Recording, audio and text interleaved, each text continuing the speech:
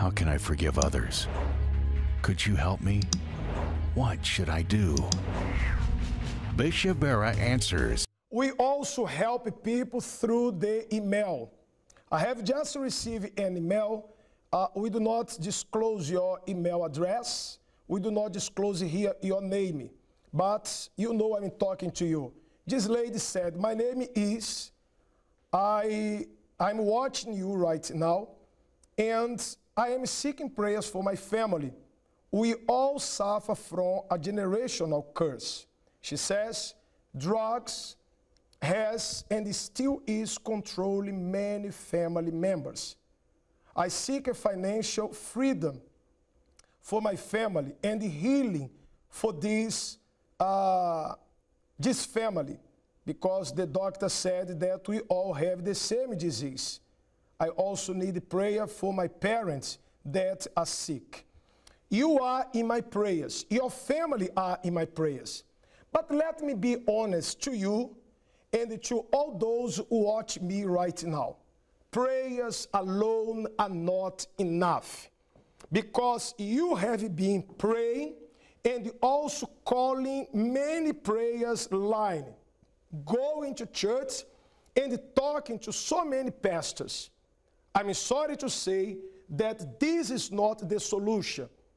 If we do not cut the problem by the roots, the problem is still there. You can cut off the tree, the branches, the fruits, the leaves, but if you do not go to the root of this problem, I tell you the truth, this problem will grow all over again and stronger.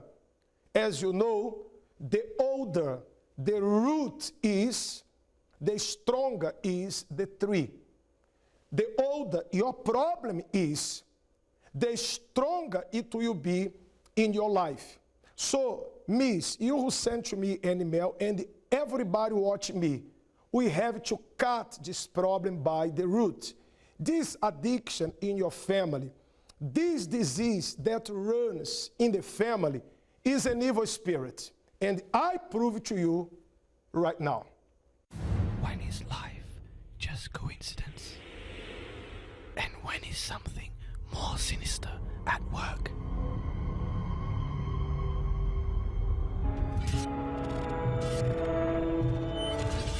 From the age of 14, I've been addicted to smoking cannabis. When I was 13, I fell into the wrong crowd, and it all started from there. I can't seem to stop. I need serious help. This addiction.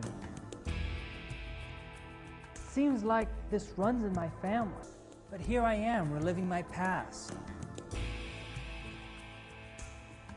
And it feels like there's nothing I can do about it. I tried everything, and nothing worked. I was cursed. As a boy, Hector Torres lived in a good home along the U.S.-Mexico border, but at the age of 12 began using drugs and soon after got involved in bringing them across the border every weekend. They pay me $1,500 cash.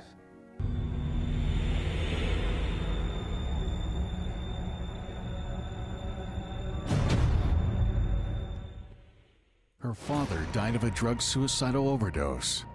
Her aunts died from liver problems due to alcohol. Her cousins died with HIV due to drugs. And she was next in line. I had several problems, but when I did come, I realized that I had a generational curse, which was an addiction to drugs, alcohol, men, and money, friends, which I thought were friends but were not. They introduced me to drugs. Men, mostly men, introduced me to drugs and alcohol and the life that I was living. It was horrible. I've actually been in a coma. I've attempted suicide several times. I flatlined, and they had told my parents, well, my mom, that I may not live. So, and this happened quite often. I suffered with these addictions for almost 20 years.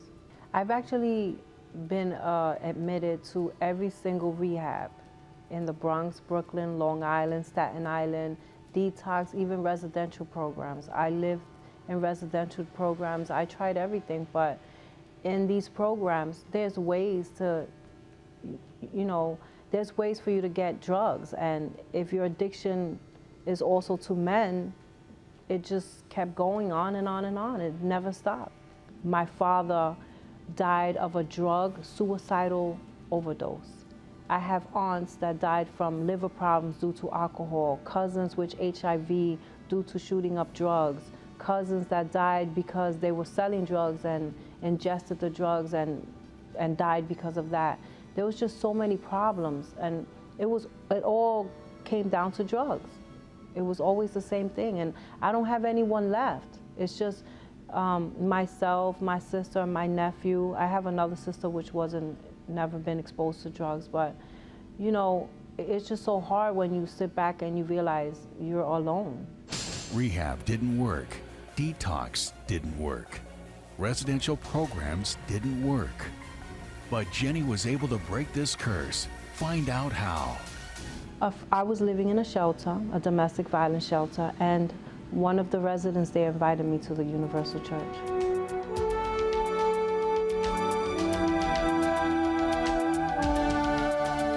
I felt empty. And just the first day that I entered the doors of the Universal Church, the first service, I remember this overwhelming peace and love, like someone just hugged me and said, "Don't worry, you're where you're supposed to be." I came to the Universal Church on Friday, as the pastor told me I should do. And it didn't happen overnight, but it was very quick.